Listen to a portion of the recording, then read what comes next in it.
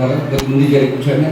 జ్వరాలతో దేవుడు అందరికి స్వస్థ ఇచ్చారా. చాలా మంది అందరూ జ్వరాలతో బాధపడుతున్నారు. కమలమ్మ గారు అయితే పాము కాటు గురయ్యారు, చాలా బాధపడ్డారు. దేవుడు ఏ విధమైన మందు వేసుకున్నప్పటికీ సుమారుగా 20 రోజులు బట్టి దేవుడు కాచి కాపాడారు. 15 రోజుల తర్వాత ఆ వ్యాక్సిన్ పడింది. కాచి కాపాడారు. దేవునికి ఒకసారి స్తోత్రం చెప్దాం. హల్లెలూయా. అనేక మంది మరణిస్తున్నారు. అనేక మంది ఈ లోకంలో మరి వ్యాధులు బాధల వలన అనేక మంది శ్రమ పొందుతున్నారు. ఏదైనప్పటికీ కూడా ప్రభు మనకి ఇచ్చినటువంటి మంచి సమయం బట్టి దేవునికి మహిమ కలుగును గాక. హల్లెలూయా. ఇద్దరము దేవుని యొక్క ఆత్మ ఏ విధంగా మానవుణ్ణి ప్రేరేపిస్తుందో కొన్ని విషయాలు మనం జ్ఞాపకం చేసుకుందాం. మనము మన జీవితాల్లో అనేక సందర్భాలలో మనకిష్టమైన రీతిగా మనము జీవిస్తుంటాం. మన ఇష్టమైన రీతిగా ఈ లోకంలో బ్రతుకుచుంటాం. మనకిష్టమైన రీతిగా బ్రతకడానికి అనేక రకాలుగా మనం ఆలోచిస్తుంటాం. మనం తినడానికి ఆహారం కానీ, లేకపోతే మనం వెళ్ళవలసిన ప్రయాణాలు కానీ, మనం చేయవలసిన పనులు కానీ అన్నీ కూడా అనేక విధాలుగా మనం ప్రేరేపించబడుతూ మనము ఈ లోకంలో జీవిస్తుంటాం. దేవుని యొక్క ఆత్మ మానవులోనికి ప్రవేశించినప్పుడు, దేవుని యొక్క ఆత్మ ద్వారా మానవుడు నడిపింపబడాలని ఆశపడినప్పుడు మాత్రమే దేవుడు తన కార్యాలు దేవుని యొక్క బిడ్డల పట్ల చేస్తాడు. దేవుడిని నమ్ముకున్నంత మాత్రాన దేవుని యొక్క ఆత్మ చేత నడిపింపబడతారనేటువంటి అవకాశం ఏమీ లేదు. దేవుని నమ్ముకున్నంత మాత్రాన దేవుడు మన చెయ్యి పట్టుకొని నడిపిస్తున్నాడు అనే అపోహలో బ్రతకాలనేటువంటి పరిస్థితులు ఏమీ కూడా లేవు. దేవుణ్ణి నమ్ముకున్నంత మాత్రాన దేవుని యొక్క ఆత్మ నాలో నివసిస్తుంది, దేవుని యొక్క ఆత్మ ద్వారా నేను ప్రతి పని చేస్తున్నాను అని అపోహలో బ్రతకడం కూడా అనవసరం. బైబిల్ అందులో ఏం మాట్లాడుతుందంటే దేవుని యొక్క ఆత్మ నిమిత్తమై ఒకసారి మనం జ్ఞాపకం చేసుకున్నట్లయితే ఈ ఆత్మ అనేది దేవుడు ఎలా పెట్టాడంటే, మనిషిని దేవుడు ఎలా చేశాడు? తన రూపంలో తన పోలుకు చెప్పున దేవుడు చేసి ముక్కులో ఏమవుతాడు? ఆయన జీవవాయువును వదగా నరుడు జీవాత్మాయను. అంటే మానవుడిగా నివసిస్తున్నటువంటి మనము ఆత్మతో నివసించేటట్లుగా దేవాది దేవుడు తనకి స్వహస్తాలతో తను చేసుకొని, తన రూపంలో చేసుకొని, తనకున్నటువంటి జీవాన్ని మనలో పోసాడు. దేవునికి స్తోత్రం చెప్దాం. హల్లెలూయా. ఇలాంటి ఆత్మతో నింపబడినటువంటి ఒక వ్యక్తి కోసం మనం జ్ఞాపకం చేసుకుందాం ఈ యొక్క మధ్యాహ్న సమయంలో. న్యాయాధిపతుల గ్రంథం 13వ అధ్యాయము 1వ వచనం నుంచి మనం జ్ఞాపకం చేసుకోగలిగితే, ఇశ్రాయేలీయులు మరలా యెహోవా దృష్టికి దోషులు కాగా యెహోవా 40 సంవత్సరంలో వారిని ఫిలిష్తీయుల చేతికి అప్పగించెను.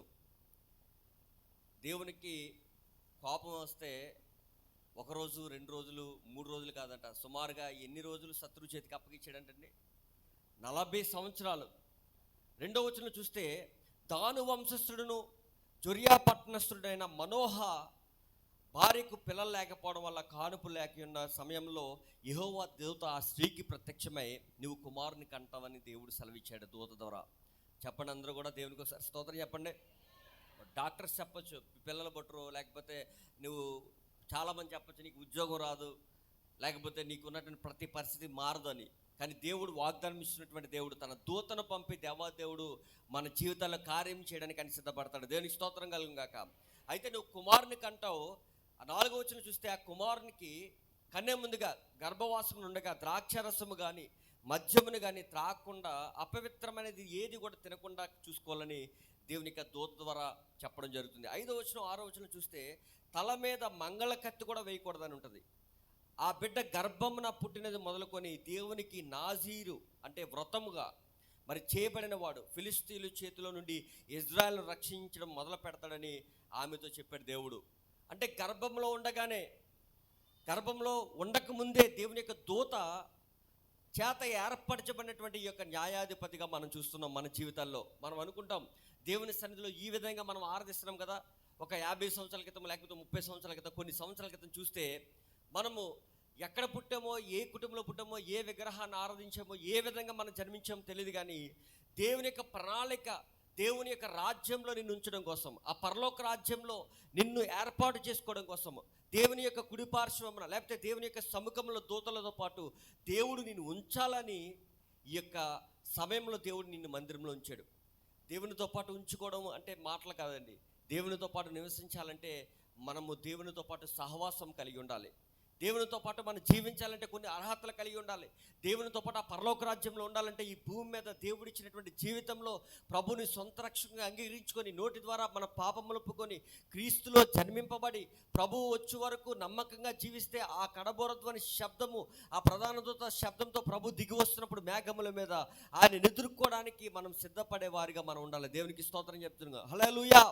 ఇక్కడ మనం చూడగలిగితే 8వ వచనానికి వచ్చినప్పటికీ ఆమె పెనిమిటికి మనోహకు చెప్తుంది ఏమనంటే, ఈ విధంగా దేవుని యొక్క దూత వచ్చిందని నా దగ్గరికి, మరి దేవుడు ఇలాగ మనకి కుమారుడు పుడతాడంట, మరి కుమారుడు పుడతాడని ఆ దూత వచ్చి చెప్పింది, ఆ సేవకుడు వచ్చి చెప్పాడని చెప్పినప్పుడు ఆ 9వ వచనం చూస్తే ఏమంటాడంటే, మనోహ ఏమంటాడంటే ప్రార్థన చేస్తాడు, ప్రభువా మరలా ఒక్కసారి ఎవరినైతే నువ్వు పంపించో ఆ దైవజనుడు అంటాడు, దైవజనుడు దూతను మరలా ఒక్కసారి నా దగ్గరికి పంపించమంటాడు. 9వ వచనంలో దేవుడు మనోహ ప్రార్థన ఆలకించెను. అలా 10వ వచనంకి వచ్చినప్పటికీ 15వ వచనంకి వచ్చినప్పటికీ ఆ స్త్రీ పొలంలో ఉంటుందండి. పొలంలో ఉన్నప్పుడు మరలా దేవుని దూత ఆమెను దర్శిస్తుంది. అప్పుడు కూడా ఈ మనోహ ఉండడు. ఆ మనోహ ఎక్కడో తన వేరే చోట్ల తన పొలంలో పని చేసుకుంటూ ఉంటుంది. అలాంటి సమయాల్లో మరలా ఆ యొక్క పెనిమిటికి కబురు పెడితే పెనిమిటి వచ్చే వరకు ఆ దేవుని యొక్క దూత అక్కడ ఉండడం మనం చూస్తుంటాం. ఆ తర్వాత 16వ వచనంలో చూస్తుంది, ఏమని అడుగుతాడంటే మరలా ఈ విషయాలన్నీ కూడా చెప్తాడు. నీవు నాజీరు చేయబడినటువంటి నీ కుమారుడికి తల మీద మంగళకత్తి వేయకూడదు, ఆ కుమారుని మరి గర్భంలో ఉంటున్నప్పుడు ఏ విధమైనటువంటి ద్రాక్షరసం కానీ మద్యాన్ని కానీ సేవించకూడదు, అపవిత్రమైనది ఏది కూడా తినకూడదు, ఇలాంటి విషయాలన్నీ కూడా మరొకసారి బోధిస్తూ ఆ యొక్క 16వ వచనంలో వెళ్ళిపోతున్నప్పుడు ఆ దూత మరి భోజనం తయారు చేస్తూ ఉండమంటాడు. వెంటనే నాకేమొద్దు నేను వెళ్ళిపోతానని చెప్పేసి మరి దహన బలి ఒకటి అర్పిస్తాడు దేవునికి. అర్పించినప్పుడు అక్కడ దూత ఒక మాట రాయబడి ఉంటుందండి. ఏముంటుందంటే ఆ దూత ఏముంటుందని మీరు ఇంటికి వెళ్ళి చదువుకోండి. ఆ యొక్క 16వ వచనం 20వ వచనం వరకు దేవుని యొక్క దూతకు దహన బలి అర్పించడానికి ఆ యొక్క మనోహు తన యొక్క భార్య సిద్ధపడుతున్నప్పుడు ఆయన ఏమంటాడంటే, దూత మరి నాకు కాదు దేవునికి మీరు బలి అర్పించండి, నేను దేవుడు పంపినటువంటి దూతనంతే, మీరు దేవునికి అర్పించవలసింది ఏదైతే ఉందో దేవునికి అర్పించమంటాడు. చాలామంది మీ జీవితాల్లో చూడండి, మనం ఎంత ఎదిగినప్పటికీ కూడా మనం తగ్గించుకునే స్వభావాన్ని కలిగి ఉండాలి. ఎంత ధనమును సంపాదించినప్పటికీ, ఎంత పేరు ప్రఖ్యాతులు సంపాదించినప్పటికీ, ఎంత దేవునికి మరి మహిమకరంగా మన జీవితాలు ఉన్నప్పటికీ కూడా మనం ఏం చేయాలి చెప్పండి? తను తగ్గించుకునేవాడు హెచ్చింపబడునంట. తర్వాత 20వ వచనం చూసినప్పటికీ జ్వాలలు బలిపీఠం మీద ఉన్న జ్వాలలతో పరమునకు ఆరోహణమాయను. దేవునికి స్తోత్రం కలుగును గాక. ఎప్పుడైతే ఆయన బలి నర్పించాడో ఆ యొక్క పరలోకానికి ఆరోహణం అయిపోయిందంట. 22వ వచనం చూస్తే యెహోవా దూతను చూసాము చనిపోతూ ఉంటాడు, మరి ధైర్యం కోల్పోతాడు. ఆ మనోహు ఏమంటాడంటే, నాలో ఏ విధమైనటువంటి ధైర్యం సరిపోవట్లేదు, ఎందుకంటే దేవుని యొక్క దూత మన దగ్గరికి వచ్చింది కదా, మనం చనిపోతామేమో, మరి దేవుడు పవిత్రమైన వాడు కదా, మన అపవిత్రతను బట్టి మనం చనిపోతామన్నప్పుడు ఆ భార్య ఏం చెప్తుందంటే ధైర్యపరుస్తుంది. దేవునికి స్తోత్రం కలుగుగాక. ఆ భార్య మనోహ భార్య ఏం చెప్తుందంటే ధైర్యపరుస్తుంది. చాలామంది కుటుంబాల్లో భర్త మరి పరిస్థితులు మారిపోతున్నప్పుడు భార్య ఏం చేయాలంటే ధైర్యం చెప్తూ ఉండాలి. ఇక్కడ ఎంత మంచి భార్య అంటే ఈమె ధైర్యం చెప్తుంది. ఒకవేళ దేవుడు మన బలిని అంగీకరించకపోతే మరి దేవుని యొక్క దూత ఆ జ్వాలల నుంచి ఎలా పరమునికి వెళ్ళిపోద్ది, అది ఆరిపోవాలి కదా, అంటే ఖచ్చితంగా దేవుడు మనతో పాటు ఉన్నాడు అనేటువంటి విషయాన్ని మరి ఎంతగానో చెప్తుంది. 24వ వచనంకి వచ్చేటప్పటికి ఆ స్త్రీ కుమారుని కని సంసోను అని పేరు పెడుతుంది. దేవునికి స్తోత్రం చెప్పండి ఒకసారి. ఏం పేరండి? సంసోన్. ఇతను ఒక న్యాయాధిపతిగా దేవుడు ఇతన్ని తల్లి గర్భంలో జన్మించక ముందే దేవుడు ఇతన్ని ఏర్పాటు చేసుకున్నాడు. 14వ అధ్యాయానికి వచ్చేటప్పటికి తిమ్నాతులో ఫిలిస్తీన్లు కుమార్తెను చూచి పెళ్లి చేసుకుంటాడు. 3వ వచనంకి వచ్చేటప్పటికి స్వజనుల కుమార్తెలు కానీ నాచనులు కానీ స్త్రీలు లేవనుకొని సున్నతి పొందని ఫిలిస్తీన్ల నుండి నువ్వు ఈ యొక్క పెండ్లి కుమార్తెను తెచ్చుకున్నావా అని తల్లిదండ్రులు బాధపడతాడు. ఇప్పుడు మీ కుమారుడు కానీ కుమార్తె కానీ ఉన్నారు, మిమ్మల్ని వదిలేసి ఏ పాకిస్తాన్ వెళ్ళి ఒక పెళ్లి కూతురునో పెళ్లి కొడుకునో తెచ్చేసుకుని పెళ్లి చేసుకున్నారు, మీకు ఎలా ఉంటుంది? ఇదేంట్రా మన చుట్టాల అమ్మాయిని చేద్దాం అనుకున్నాం కదా, లేకపోతే మన బంధువుల అమ్మాయి ఉంది కదా, మన ఊరిలో అమ్మాయిలు ఉన్నారు, ఇదేంట్రా నువ్వు ఎక్కడికో వెళ్ళి మన ఊరు కానీ ఊరు దేశం కానీ దేశం వెళ్ళి ఇలా తీసుకొచ్చేవిట్రా అని తల్లిదండ్రులు అంటారు కదా. అదే రీతిలో ఇక్కడ కూడా మనం చూస్తే స్వజనుల్లో కుమార్తెలు లేనట్లుగా నువ్వేంటిరా బాబు వేరే సున్నతి పొందిన ఫిలిస్తీన్ నుంచి ఈ అమ్మాయిని తీసుకొచ్చావు అంటూ తల్లిదండ్రులుగా వారు బాధపడ్డం మనం చూస్తుంటాం. అంటే మీరు గమనించండి, తల్లి గర్భమున జన్మించక ముందే దేవుని యొక్క అభిషేకంతో జన్మించినటువంటి ఈ కుమారుడు జీవితంలో జరుగుతున్నటువంటి విషయాలు మీ జీవితంలో కూడా క్రీస్తును అంగీకరించిన తర్వాత ప్రభువులో కొనసాగుతున్నటువంటి మీ ఆత్మీయ జీవితంలో దేవునిలో ఆయన స్వరక్తం ఇచ్చి నిన్ను కొన్నటువంటి దేవుని యొక్క కుటుంబంలో సభ్యుడిగా, లేకపోతే దేవుని సంఘంలో సభ్యురాలుగా, ఒక విశ్వాసగా ఎదుగుచున్నటువంటి జీవితాల్లో కూడా ఇలాంటి పరిణామాలు జరగడం మనం చూస్తుంటాం. 6వ వచనం వచ్చినప్పటికీ తిమ్నాతులో సింహాన్ని చంపేస్తాడు. చెప్పండి, అందరూ కూడా ఏం చేస్తాడండి? ఇతనికి ఎవరి బలమే? సొంత బలమా, దేవుని బలమా? ఆ బలము ద్వారా దేవుడు ఏం చెప్పాడంటే, ఆయనకు తల కత్తిరించమన్న అన్నాడు కదా. తల కత్తిరించకుండా తల్లిదండ్రులు పెంచుతూ ఉంటారు, నాజీరు చేయకుండా. మరి చాలా చక్కగా అపవిత్రమైనది ఏం తినకుండా తల్లిదండ్రులు చాలా చక్కగా పెంచుతారు, అపవిత్రమైనది తాకుండా. ఈ కుమారుడికి అన్ని విషయాలు మరి నెమ్మదిగా ఏజ్ పెరిగే కొద్దీ తల్లిదండ్రులు చెప్తారు కదా, ఒరే నాన్న, నువ్వు తల మీద ఎప్పుడు కూడా మంగళకర్తి వేయించుకోకే, నువ్వు అపవిత్రమైనది ఏది కూడా తినకూడదు, దేనికంటే దేవుడు మమ్మల్ని తినదని చెప్పాడు. నువ్వు తల్లి గర్భలుగా మీ అమ్మ కడుపులో పడకముందే దూత ప్రత్యక్షమైంది. ఒకసారి కాదు, నేను మరలా పొలంలో ఉన్నప్పుడు మరలా దూత ప్రత్యక్షమైనప్పుడు మీ నాన్నగారిని తీసుకుని వచ్చి కూడా చెప్పించాను. ఇవన్నీ కూడా చిన్ననాటి నుంచే ఆ భయభక్తులతో, లేకపోతే దేవుని యొక్క మాటలతో ఆ కుమారుడికి నేర్పిస్తున్నారు. మీరు కూడా ఎంతమంది మీ జీవితంలో మీ పిల్లలకు ఒక మంచి మాటలు పెద్దవారు చెప్తున్నారు? ఎప్పుడు వారిని గసరడమే, ఎప్పుడు తిట్టడమే, ఎప్పుడు వారిని సప్పించడమేనా? ఇంట్లో ఉన్నటువంటి వృద్ధులు కానీ మీ తల్లిదండ్రులు కానీ వారిని ఎప్పుడైనా ప్రేమతో దేవుని యొక్క మాటలు, మరి దేవుని యొక్క పాటలు, దేవుని యొక్క సన్నిధిలో దేవుని కూర్చున్నటువంటి ఒక గొప్ప వాగ్దానాలు వారి పట్ల ఎప్పుడైనా మాట్లాడారా? దేవుడు నిన్ను దీవించునుగాక, సియోనులోంచి దేవుని యొక్క ఆశీర్వాదాలు నీ కలుగునుగాక, దేవుని యొక్క కృప నిత్యము నీకు తోడుగా ఉండునుగాక అని వారి నెత్తి మీద ఎప్పుడైనా చేసి ప్రార్థన చేశారా? మరి మా నాన్నగారు మేము పడుకున్నప్పుడు పెద్ద చేయి మా నాన్నగారు వచ్చి నెత్తి మీద చేసి ప్రార్థన చేస్తూ ఉండేవారు. మరి దేవుని యొక్క కృపలో మన పిల్లలు ముందుకు కొనసాగింపబడాలంటే తల్లిదండ్రులుగా పిల్లల పైన, మరి పిల్లలను ఎంతగానో వారు ప్రేమించడమే కాదు, వారికి దేవుని యొక్క భక్తిని, దేవుని యొక్క కృపను కూడా తోడుగా ఉండాలని వారి కోసం ప్రార్థించే వారిగా మనం ఉండాలి. ఇక్కడ చూస్తే 6వ వచనానికి వచ్చినప్పటికి తిమ్నాతులో సింహాన్ని చెప్పేస్తాడు. 8వ వచనానికి వచ్చేటప్పటికి సింహాన్ని తిరిగి ప్రయాణంలో చూస్తే తేనెటీగలతో మరి ఒక కళేబరానికి తేనె పట్టు పట్టేసి ఉంటుంది. మరి ఆ దినాల్లో విమానాలు, ట్రైన్లు ఇలాంటివి ఏం లేవు కదండి, నడుచుకుని వెళ్ళేవారు, చాలా టైం పట్టేది. మరి వెళ్ళేటప్పుడు మరి బాగా వెళ్ళాడు, కానీ వచ్చినప్పుడు టైం పడుతుంది కదా. ఈ లోపల ఇతను చంపినటువంటి సింహానికి ఏం పట్టింది చెప్పండి? తేనె పట్టు పట్టింది. ఇది వచ్చి తిని వారి తల్లిదండ్రులు కొంత పట్టుకెళ్తాడు.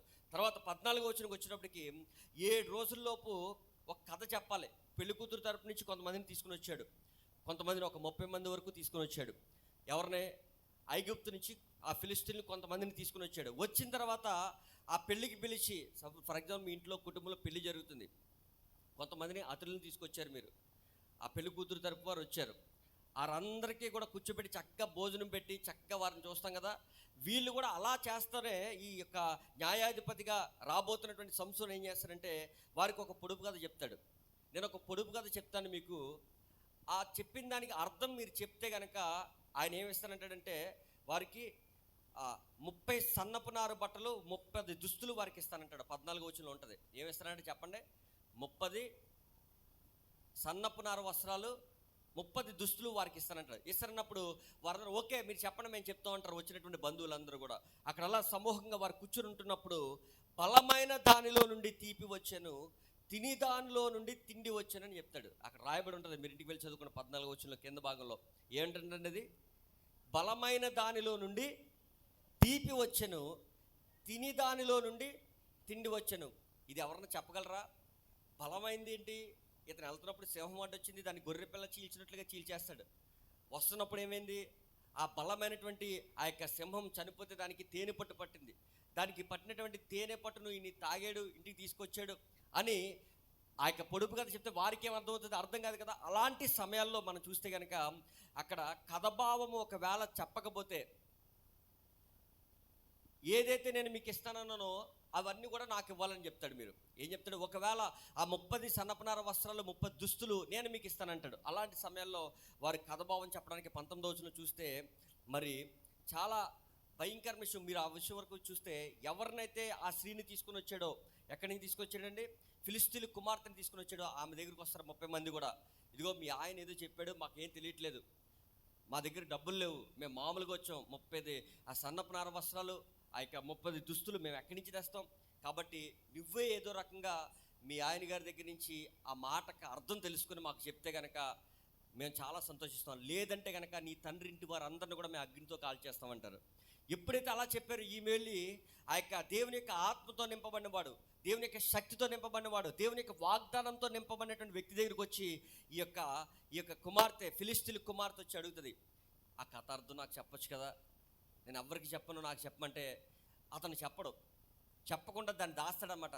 తర్వాత ఆయన విసుగుపోయి, ప్రాణం విసుగుపోయి అని ఉంటుంది. ఇంకా 10 సార్లు అడుగుతున్నప్పుడు తనకి ఏం చేయాలో తెలియక ఆ భావంలో ఉన్నటువంటి అర్థాన్ని చెప్తాడు. ఏంటంటే, తేనె కంటే తీపినైనది ఏది, సింహము కంటే బలమైనది ఏది. ఈ యొక్క అర్థాన్ని ఎప్పుడైతే చెప్పాడో 15వ వచనం చూస్తే, కథభావం తెలుసుకోకపోతే అగ్ని వేసి నిన్ను నీ తండ్రి ఇంటి వారిని కాల్చివేస్తాం, మా ఆస్తిని స్వాధీనపరుచుకుంటకు మమ్మను పిలిచిదివా. పెళ్ళికి పిలిచి ఎవరైనా మిమ్మల్ని, మీరు మీ కుమార్తె కానీ కుమారుడు కానీ పెళ్ళికి పిలిచి వారందరినీ చుట్టూ కూడా మీ ఇక్కడ బంధువులు మిత్రులు అందరూ తెలిసిన అందరిని పిలిచి, ఇక్కడి నుంచి మిమ్మల్ని కదలలేమో, మీరు మాకు ఎలాంటి కథ చెప్తానికి అర్థం చెప్పమంటే ఎలా ఉంటుంది? భయంకరంగా కూడా పరిస్థితి. అలాంటి పరిస్థితి ఏర్పడిన సందర్భంలో చూడండి, అక్కడ 1 సమూయేలు 11వ అధ్యాయం 6వ వచనంలో ఒక మాట రాయబడి ఉంటుంది. అమ్మోనీయుడైన నాహాషు యాబోషు గిద్గాలులో దిగితే, యాబోషు వారందరూ కూడా మీకు సేవ చేసుకుంటాం, మరి మీకు దాసోహలం అయిపోతాం అని చెప్తారు. ఎప్పుడైతే సాతాను భయపెట్టడానికి చూస్తాడో, సాతాను ఆత్మ ద్వారా ప్రేరేపించడానికి మరి సాతాను ప్రయత్నిస్తాడో, దేవుని యొక్క బిడ్డలు కూడా దాసోహం అయిపోతారు. చెప్పండి అందరూ కూడా. మీరు దేవుని యొక్క ఆత్మతో నడిపింపబడిన వారైనప్పటికీ కూడా ఒక ధనం తీసుకుని వచ్చి మీకు ఆశ చూపారనుకోండి, మీ మనసంతా కూడా ధనం వైపు వెళ్ళిపోయి దేవుని పక్కన పెట్టేసి ఆ ధనాన్ని మీద మీ మనసు వెళ్ళిపోయి దేవుని కూడా వదిలేసేవారు చాలామంది ఉన్నారు. చాలామంది దేవుని యొక్క ఆత్మతో నడిపింపబడుతూ కూడా ఈ లోకాశల వలన, లోక పరిస్థితులను బట్టి దేవుణ్ణి అమ్మేసేవారు చాలామంది ఉన్నారు. మనం అనుకోవచ్చు, క్రైస్తవ బిడ్డలుగా, దేవుని బిడ్డలుగా మంచి విశ్వాస జీవితాన్ని నేను జీవిస్తున్నానండి. కానీ సాతాను చేత ప్రేరేపించబడి, సాతాను వలలో చుక్కొని, సాతానుకు విజయం ఇస్తూ దేవునికి అపజయం ఇచ్చేవారు అనేక మంది లోకంలో ఉన్నారు. నేను ఒక ఆయన చెప్తున్నాడండి, ఒక సేవకుడి చెప్తున్నాడు. ఏం చెప్తున్నాడంటే, దేవుడు ఎంతమంది లేపాడు? ఆయన మహా అయితే 3 కదా చనిపోయిన వారిని లేపాడు అన్నాడు. చూడండి, ఒక దేవుని సేవకుడికి దేవుడు ఒక అవకాశం ఇస్తే, ఆ సేవకుడు సైతము దేవుణ్ణి కూడా ఒక ఆఫ్టర్గా చూసేటువంటి శక్తికి వెళ్ళిపోయాడు. అనేక మంది దేవుని పేరట వచ్చి నేనే ప్రవక్తను, లేకపోతే నేనే క్రీస్తునని పలువురిని మోసం చేస్తారంట. మనం మోసపోకుండా చూసుకోవాలి. మత్తయి 24 రాబడి ఉంటుంది. సాతాను, అపవాదైన సాతాను ఎవరు మింగుదునని గర్జించు సింహం వలె వాడు తిరుగుచుండగా, అపవాది కోరలకు చిక్కకుండా మనల్ని మనము కాపాడుకుంటూ, దేవుడు మనకి ఏదైతే ఆత్మను పెట్టి ఉన్నాడో, ఆత్మలో ఉన్నతమైన శిఖరాలు ఎక్కడానికి, దేవుణ్ణి చూడడానికి, దేవునితో సహవాసం చేయడానికి ప్రతి క్షణం కూడా మనం ప్రయత్నించాలి. దేవునికి మహిమ కలుగును గాక. తర్వాత అక్కడ చూస్తే 19వ వచనంలో, యెహోవా ఆత్మ అతని మీదకి రాగా అష్కెల్లో నుండి పోయి 30 మందికి ఆయన ఏం చేస్తాడంటే ఒక భయంకరమైన పని చేస్తాడండి. ఏం చేస్తాడంటే, అతను ఒక ప్రాంతానికి వెళ్ళి ఒక 30 మందిని చంపి, ఈ మరి కథభావన ఓడిపోతారు కదా, లావుడి వెళ్ళి చంపేస్తారన్న భయంతో వాళ్ళకి చెప్పేస్తుంది. చెప్పినప్పుడు మరి 30 మందిని చంపి వారి దగ్గర ఉన్నటువంటి ఆస్తులన్నీ కూడా తీసుకుని వచ్చి ఈ పెళ్ళికి వచ్చిన వారికి ఇస్తాడు. అంటే దేవుని చేత ఆత్మతో నింపబడేటువంటి వ్యక్తి మరి తన జీవితంలో ఎందుకు ఇలా చేయవలసి వచ్చింది? నీ జీవితంలో దేవునితో నడిపింపబడుతున్నటువంటి నీ జీవితము, దేవునిలో ఎదుగుతున్నటువంటి నీ యొక్క పరిస్థితులు ఎందుకు సాతానుకు దాసోహం అయిపోతున్నాయి? చాలా సందర్భాల్లో సాతాను యొక్క ప్రక్రియలు, సాతాను యొక్క ఐడియాస్, సాతాను యొక్క ఆలోచనలు ఎందుకు నీ జీవితంలో నెరవేర్చడానికి నువ్వు ఇష్టపడుతున్నావు? సాతాను యొక్క జీవితంలో ఎందుకు నీ జీవితంలోకి సాతాను చొరబడి ప్రయత్నిస్తుంది నిన్ను పతనం చేయడానికి, నాశనం చేయడానికంటే ఖచ్చితంగా సాతానుకు అవకాశం ఉంది. చెప్పండి అందరూ కూడా. సాతానుకు అవకాశం ఉంది. దాన్ని ఎప్పుడైతే మనం ఎదిరిస్తామో, సాతాన్ని ఎప్పుడైతే మనము మన మాటల ద్వారా, దేవుడిచ్చిన శక్తి ద్వారా దానిని త్రోసిపుచ్చుతామో, అప్పుడే వాడు మన ఎదురు నుంచి పారిపోతాడు.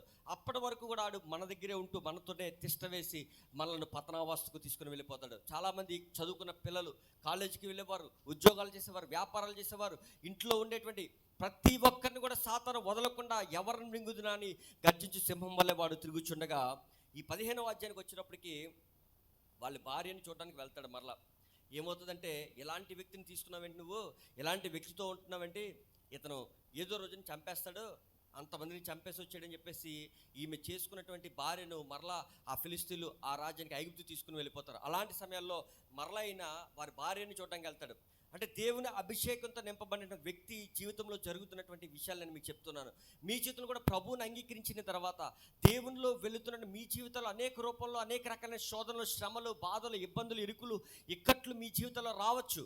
ఈ యొక్క సంసోను గారి జీవితంలో ఏర్పడిన మరొక విషయం ఏంటంటే, 15వ అధ్యాయంలో అక్కడ 4వ వచనం చూస్తే 300 నక్కలు రెండేసి చొప్పున పట్టుకుంటాడు. పట్టుకుని ఏం చేస్తాడంటే 2 తోకలను కట్టేస్తాడు. చెప్పండి ఏం చేస్తాడు? నక్కను పట్టుకోవడం అంటే సామాన్యమైన విషయం, అది చాలా కష్టమైన విషయం కదా. 2 నక్కలు పట్టుకొని 2 తోకలు కట్టేసి మధ్యలో ఏం పెడతాడు? ఒక అగ్గినిపి పెడతాడు. దాన్ని వెలిగిస్తే ఏమైపోద్ది అంటే మొత్తం అంటుకుపోద్ది అనమాట. అలాంటి సమయాల్లో ఫిలిస్తీన్లు గోధుమ చేనులోనికి వెళ్ళిపోతాడు. తర్వాత పనల కింద కట్టుకున్నటువంటి ఆ యొక్క చేనులోనికి వెళ్ళిపోతాడు. ఆ కుప్పల దగ్గరికి తర్వాత పైరులోనికి వెళ్ళిపోతాడు, ద్రాక్ష తోటలోనికి వెళ్ళిపోతాడు, వెలువల తోటలోనికి వెళ్ళిపోయి ఇవన్నీ కూడా చూసుకొని ఈ నక్కలను తోకలు కట్టేసి మధ్యలో దివిటి వెలిగించి దానికి అగ్గి రాజు పెట్టి మొట్టమొదటిగా ఎక్కడ వదులుతాడండి? గోధుమల పంటలోనికి వదిలేస్తాడు. పనలు కట్టుకుని ఉంటారు కదా, గోపురాలుగా వేసుకుని కుప్పల కింద అట్ల మీదకి వదిలేస్తాడు. ద్రాక్ష తోటలోనికి వదిలేస్తాడు. తర్వాత ఒలీవ చెట్లలోనికి వదిలేస్తాడు. అంటే అక్కడికి వెళ్ళి ఇతను ఏం చేస్తాడంటే ఆ నక్కలను పట్టుకుని దివిటీలు వెలిగించి నక్కలు పారిపోతూ ఉంటే అగ్గి దాచుకుంటూ ఉంటుంది. ఇలాగ మొత్తం అక్కడ ఉన్న పంటంతా కూడా నాశనం అయిపోతుంది. దేవుని ఆత్మ ద్వారా నింపబడినటువంటి వ్యక్తి, దేవుడేమో తన ప్రజలు సుమారుగా 40 ఏళ్ళు బానిసత్వంలో ఉన్న వారిని విడిపించడం కోసం ఈ సంసోను గారిని దేవుడు ఏర్పాటు చేసుకుంటే ఈయన చేసేది ఎలా ఉందండి? మన జీవితంలో కూడా అంతే. దేవుడు మనల్ని ఎందుకు పిలుచుకున్నాడు? ఎందుకు దేవుడు అన్యజనుల నుంచి దేవుడు మనల్ని క్రైస్తవులను తీసుకుని వచ్చాడు? ఎందుకు దేవుని యొక్క సంఘంలో మనల్ని నిలబెట్టాడు అన్న ఆలోచన మనలో నుంచి తీసుకుని పాడివేసి దేవుని యొక్క సంఘంలోనే రాజకీయాలు సృష్టించడం, దేవుని యొక్క సంఘంలోనే దేవుని యొక్క సన్నిధిలోనే అసూయతో నింపుకోవడం, కోపంతో నింపుకోవడం, దేవునికి వ్యతిరేకమైన కార్యాలు చేయడం, దేవునికి వ్యతిరేకంగా మాట్లాడడం, దేవునికి వ్యతిరేకమైన జీవితాన్ని జీవించడం, తన స్వరక్తం ఇచ్చి కొనుక్కొని దేవుని యొక్క రక్తంలో మనల్ని కని దేవుని సంఘంలో మనం పెడితే మన బ్రతుకులు మన పరిస్థితులు ఎలా ఉన్నాయో ఒకసారి మనం ఆలోచించినట్లయితే అవును కదా, నిజమే కదా, నా జీవితం కూడా ఇలాగే ఉంది కదా అని దేవుడు, పరిశుద్ధాత్మ దేవుడు ఖచ్చితంగా నీతో మాట్లాడితే కనుక పరిశుద్ధాత్మ దేవుణ్ణి నువ్వు దుఃఖించకుండా దేవుని యొక్క సన్నిధిలో పాప క్షమాపణ పశ్చాత్తాప ఒప్పుకోలుతో, ప్రభువా అవును తండ్రి నా జీవితం కూడా అలాగే ఉన్నది తండ్రి, నువ్వు నాకు ఆత్మనిచ్చింది, నీ సన్నిధిలో నన్ను పెంపొందింపజేస్తుంది, నీకు దగ్గరగా రావాలని, నీతో అనుసంధానంగా ఉండి నీ యొక్క రాజ్యాన్ని కట్టాలని, నీ సువార్తను ప్రకటించాలని, అనేక మంది నశించిపోయే ఆత్మలను వెతికి రక్షించాలని, అనేక మందిని అగ్ని నుంచి లాగాలని, అనేక మందికి నీ సత్య సువార్తను ప్రకటించాలని,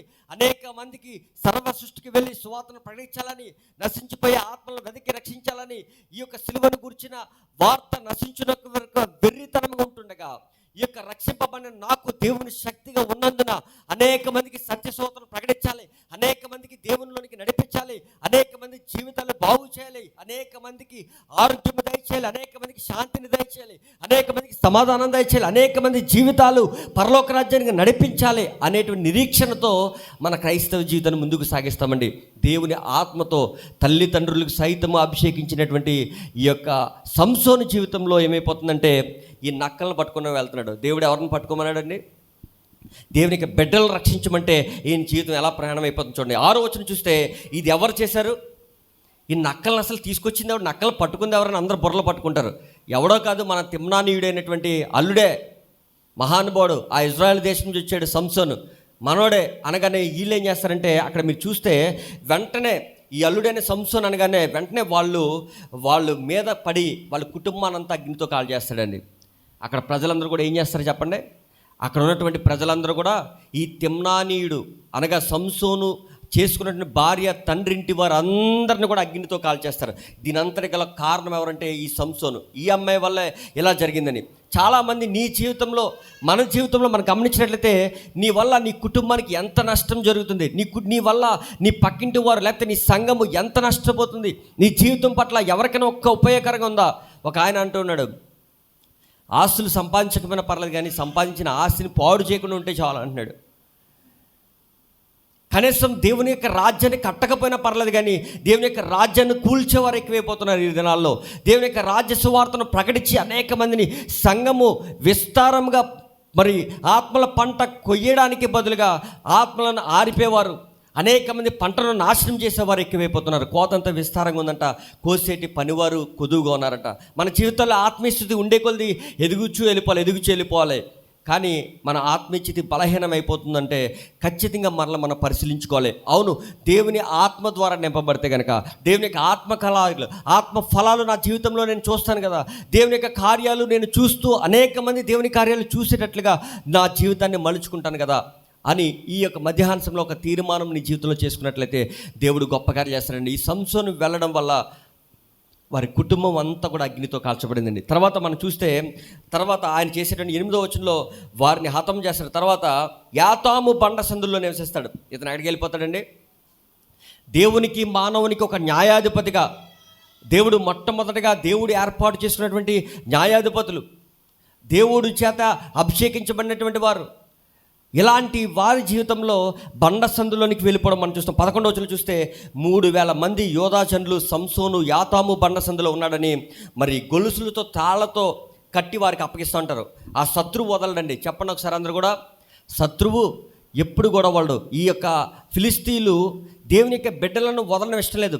ఈ సంసోను ద్వారా దేవుడు ఒక కార్యాన్ని చేయబోతున్నాడు అన్న విషయము వారికి తెలిసిపోద్ది. నీ కుటుంబంలో నీ ద్వారా దేవుడు ఒక కుటుంబాన్ని బాగు చేయబోతున్నాడని సాతానుకు తెలిసిపోద్ది. నీ ద్వారా సంఘాన్ని బాగు చేయబోతున్నాడని ఒక సాతానికి వార్త వెళ్ళిపోద్ది.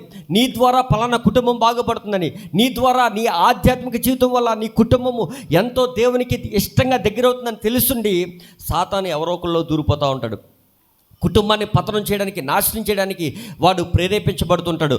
ఆ విధంగానే ఈ యొక్క ఫిలిస్తీన్లు ఏ విధంగా సంసోన్ని పట్టుకోవాలా, బంధించాలా, చంపాలని ఆశపడుతున్నప్పుడు ఇప్పటికీ కూడా దేవుని యొక్క ఆత్మ సంసోన్ని విడిచిపెట్టి వెళ్ళిపోలేదు. మన జీవితంలో ఇప్పటికి కూడా దేవుని యొక్క ఆత్మ మనల్ని కూర్చోబెట్టింది. దేవుని మందిరంలో దేవుని యొక్క ఆత్మ మనల్ని కూర్చోబెట్టిందంటే మనము దేవునితో అనుసంధానమై ఉన్నాము, దేవునికి మనం అంటు కట్టబడి ఉన్నాము. నీటి కాలువల యోరను నాటబడిన మొక్క వలె మనం ఎదుగుచున్నాము. ఎన్నో విధాలైనటువంటి గాలి వచ్చి మనల్ని కొట్టినప్పటికీ ఇంకా దేవుని యొక్క ఆ యొక్క పొలంలోనే మనం ఉన్నాము, దేవుని యొక్క కాలువల నీటి యోరనే మనం ఉన్నాము. లేదంటే ఈ పాటికి ఏ సినిమా హాల్లోనో లేకపోతే ఏ లోకంలోనో మనం ఉండాలి, ఇంట్లోనో మనం ఉండాలి. కానీ దేవుని సన్నిధిలో దేవుడు మనం నిలబెట్టాడంటే ఖచ్చితంగా దేవుని యొక్క కనుదృష్టిలో మనం ఉన్నాం, లేకపోతే ఖచ్చితంగా ఇక్కడ ఉండలేము. దేవుని యొక్క బలిష్టమైన రెక్కల చాటున దేవుని యొక్క ఆయన ఆశ్రయం పొందుకుంటూ దేవుని కృపలో మనము దేవుని యొక్క మందిరంలో నివసించామంటే మనకి దేవునికి ఏదో ఒక బంధం ఉన్నది. ఇంకా దేవుడు మన నుంచి విడిచిపెట్టి పోలేదు. ఈ సంసోను కూడా బండ సందులో, యాతాము బండ సందులో ఉన్నప్పటికీ కూడా దేవుని యొక్క ఆత్మతను విడిచిపెట్టలేదు. వచ్చారండి ఇజ్రాయేలు యోధావారు, వారందరూ కూడా 30,000 మంది వచ్చి, అయ్యా సంసోను, ఒకవేళ నిన్ను ఆ ఫిలిస్తీన్లకు మేము అప్పగించకపోతే వారు మమ్మల్ని అందరిని చంపేస్తా అంటున్నారు. మరి ఏం చేయమనంటే, ఓకే నన్ను తీసుకుని వెళ్ళండి, తాళ్లతో బంధించి గొలుసులతో బంధించి ఆ ఫిలిస్తీన్లతో అద్దకు తీసుకుని వెళ్తారు. 14వ వచనం చూస్తే 14వ వచనం, యెహోవా ఆత్మ అతని మీదకి బలముగా వచ్చినందున, 15వ అధ్యాయం 14వ వచనం, బలముగా వచ్చినందున కట్టబడిన తాళ్ళు గొలుసులు అగ్ని చేత కాల్చబడిన జనపరాల వల్ల గొలుసులు తెగిపడిపోతాయంటండి. మీరు ఇంటికి వెళ్ళి చదువుకోండి ఎలా తెగిపడిపోతాయండి. ఆ ఫిలిస్తీన్ల యొద్దకు ఈ యొక్క 30,000 మంది తీసుకుని వెళ్ళిన సందర్భంలో అక్కడికి వెళ్ళిన తర్వాత 3,000 మంది, 30,000 మంది కాదు, 3,000 మంది వెళ్ళిన తర్వాత అక్కడ గొలుసులన్నీ కూడా ఇలాగనగానే ఒక్కసారిగా దేవుని యొక్క ఆత్మ అతని మీద ఉంది, దేవుని యొక్క బలం అతనికి తోడుగా ఉంది. అతను దేవుని నుంచి దూరంగా పారిపోయినప్పటికీ దేవుని యొక్క ఆత్మ అతను వదలలేదు. మనం దేవుని సన్నిధిలోంచి దూరంగా వెళ్ళిపోతున్నప్పటికీ, దేవుణ్ణి ప్రార్థన చేయనప్పటికీ, దేవుని వాక్యాన్ని ధ్యానం చేయనప్పటికీ, దేవుణ్ణి అంత ఇష్టంగా మనం చూడలేనప్పటికీ, దేవునికి కావాల్సిన రీతిగా మన జీవితం లేనప్పటికీ దేవుని కృప విడిచిపెట్టకుండా మనల్ని వెంటాడుతుందండి. ఒక బిడ్డ తన తల్లి ఆ బిడ్డను ఎంత తప్పులు చేసినా ఎలా విడిచిపెట్టలేదో దేవుడు కూడా మనల్ని విడిచిపెట్టలేదు. కంటికి రెప్పలా కాచుకుంటూ, ఆయన కన్న బిడ్డలా మనల్ని పోషించుకుంటూ, ప్రతి క్షణము ఆయన రెక్కల చోట మనం భద్రము చేసుకుంటూ ఆయన మనల్ని తీసుకుని వెళ్ళిపోతున్నాడండి. ఎన్నోసార్లు ఒకవేళ సొంత తల్లికే బిడ్డను చంపేయాలన్నంత కోపం వచ్చిందంటే, కత్తి తీసుకొని పొడి చేయాలన్నంత కోపం వచ్చిందా, మరలా నా బిడ్డ మళ్ళీ మారతానులే అన్న మనసు, ఒక తల్లి మనసు ఎలా ఉంటుందంటే, తల్లి కన్నా మిన్నైనటువంటి ప్రేమ అంట దేవునిది. అందుకే మనల్ని రక్షించుకుంటున్నాడు. ఆయన ఆత్మ మనలో పెట్టాడు కాబట్టి అది ఆర్పకుండా మనల్ని కాచి కాపాడుతూ మనల్ని ఎంత బలవంతంగా సాతాను తన రాజ్యానికి వారసులుగా చేయడానికి ప్రయత్నించినప్పటికీ కూడా దేవుని యొక్క ప్రేమ మనల్ని బంధిస్తుంటుంది.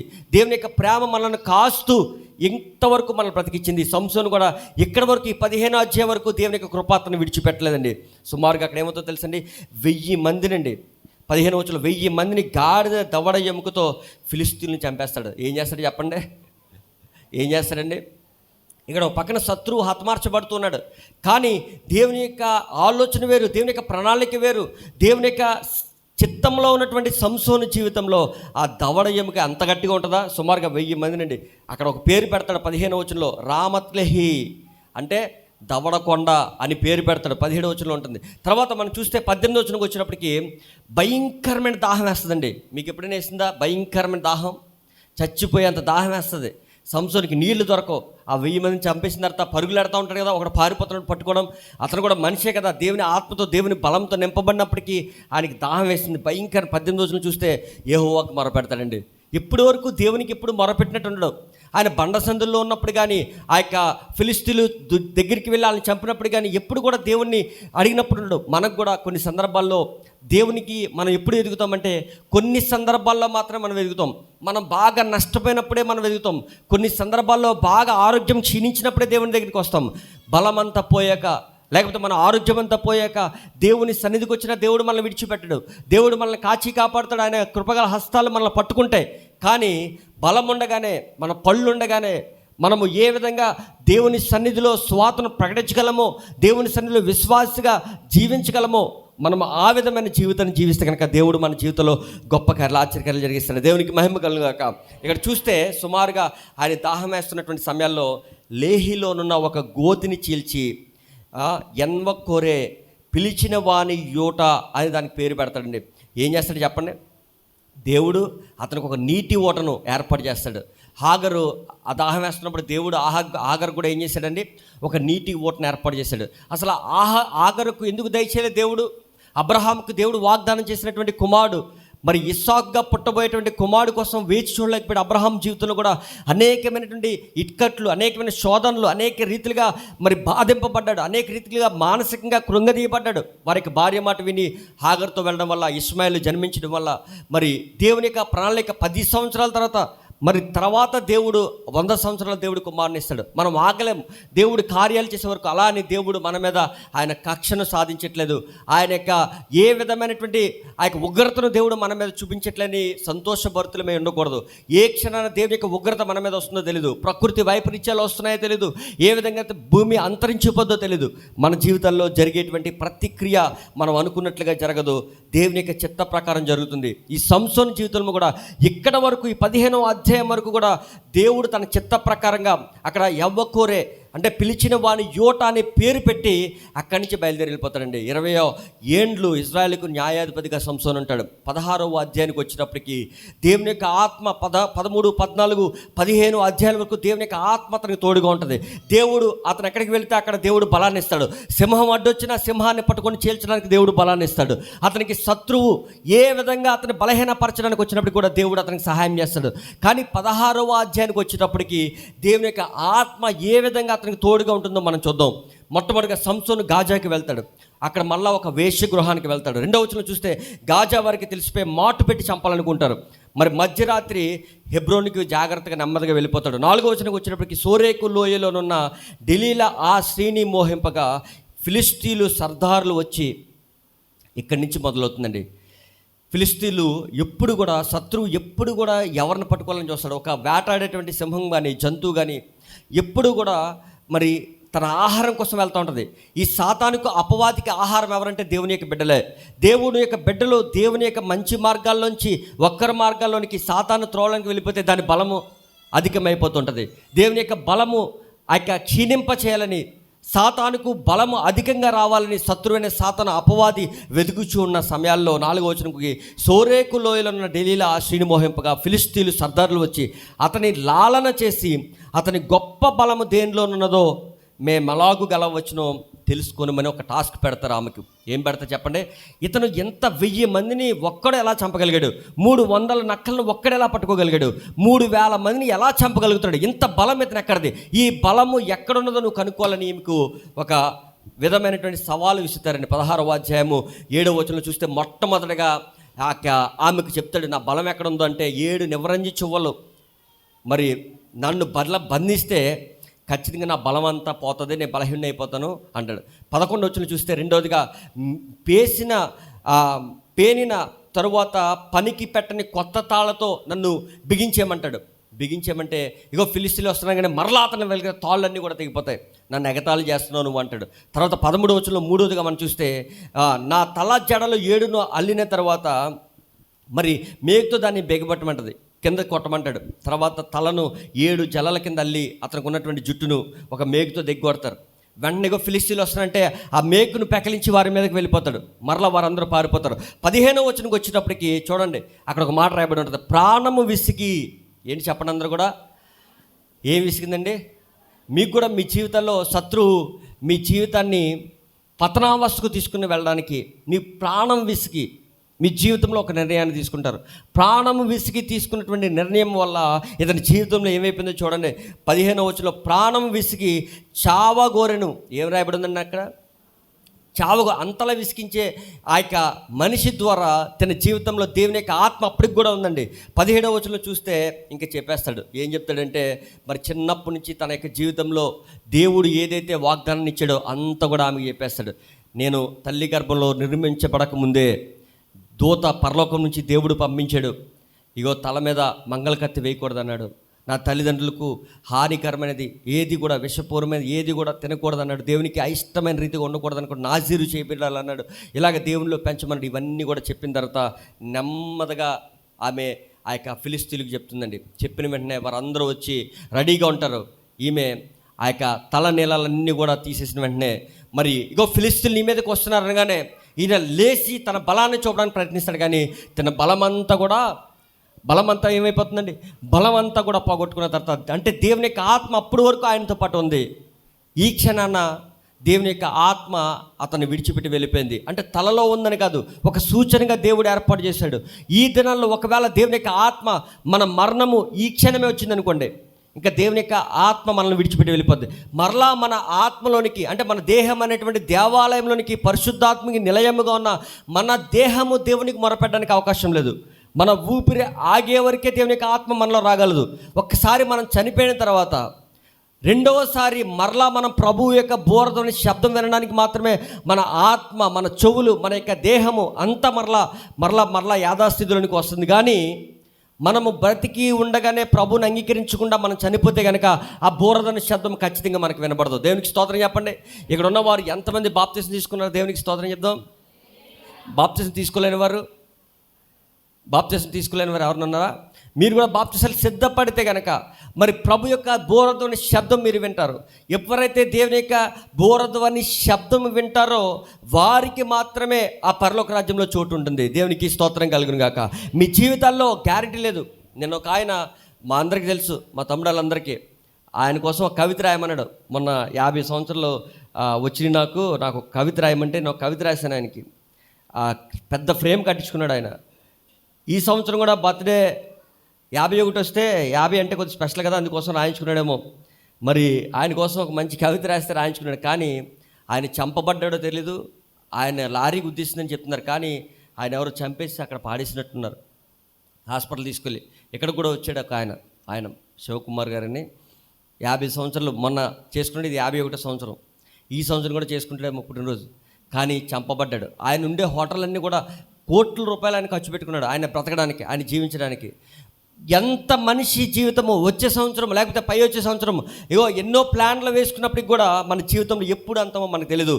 ఈయన 15వ వచనం ప్రాణం విసిగి చావుగొని 17వ వచనంలో చెప్పేసిన తర్వాత 21వ వచనంకి వచ్చేటప్పటికి కన్నులు ఓడదీస్తారండి. ఫస్ట్ చెప్పండి అందరూ కూడా, ఎలుగుబంటి ఫస్ట్ కళ్ళు పీకేద్దంట, దాని గోర్లు పెద్దవి ఉంటాయి కదా, అలాగే కన్నులు ఓడదీసాడండి శత్రువు. తర్వాత గాజాలో ఇత్తడి సంఖ్యలతో ఆయన బంధిస్తారు. 21వ వచనంలో బందీ గృహంలో అతని తిరగలే విసిరేటట్లుగా ఆయన చేస్తూ ఉంటారు. 26వ వచనంకి వచ్చేటప్పటికి చూడండి ఒకసారి అందరూ కూడా చదవండి. 26వ వచనం, 16వ అధ్యాయం 26వ వచనం.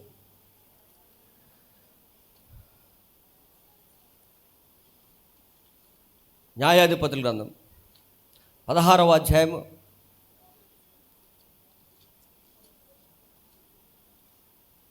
16వ అధ్యాయం.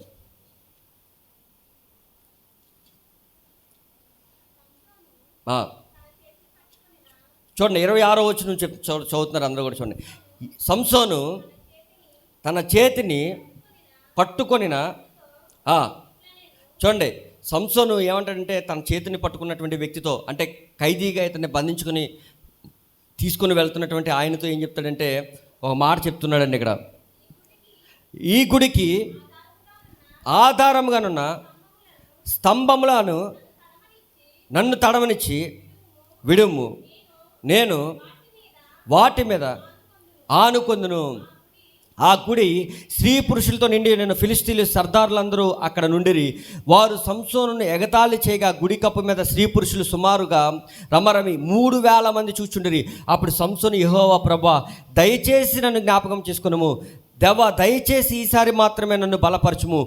ఈ నా 2 కన్నులు నిమిత్తము ఫిలిస్తీన్లను ఒక్కమారే దండించి పగ తీర్చుకొనమని యెహోవాకు మొర్రపెట్టి ఆ గుడికి ఆధారంగా ఉన్న 2 మధ్య స్తంభముల్లో ఒకదాన్ని కుడి చేతను ఒక దానిని ఎడమ చేతను పట్టుకొని నేను ఫిలిస్తీన్లను చనిపోదుముగాకని చెప్పి బలముతో వంగినప్పుడు గుడి ఆ సర్దారుల మీదను దానిలోనున్న జనులందరి మీదను పడెను.